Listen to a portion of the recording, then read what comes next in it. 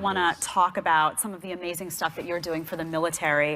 In our audience, we have Ryan Manion. Her brother Travis served under you in Iraq, and in 2007 was killed by sniper fire while saving his team. Amazing story. Your family set up the Travis Manion Foundation after his death. No, her family. Her family. I apologize. Set up that. Now, how does that help with the military? Tell us a little bit about the foundation. Sure. So the foundation is there to bridge the gap between the 99% of those that don't serve and the 1% that do.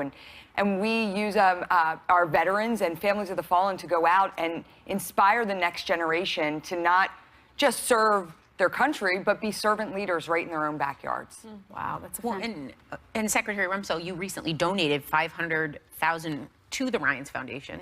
Why did you decide to partner with them? Well, I was in Congress in the 1960s and was one of the ones who introduced legislation to create the all-volunteer military. Before that, we had a draft. When we had a draft, large numbers of people served, but a lot of them didn't want to serve. And now we have a volunteer force, and every one of these people in uniform, they all made a conscious decision to serve the country. That means there are a lot of people who aren't connected to the military. And God bless each of them for doing what they're doing. But the Travis Manion Foundation sends out people, something like 100, 150 different people go out, and they talk to people in the community, schools and various like. They've touched, I don't know how many, about 30,000 people a year, I believe, is what they believe they reach out to.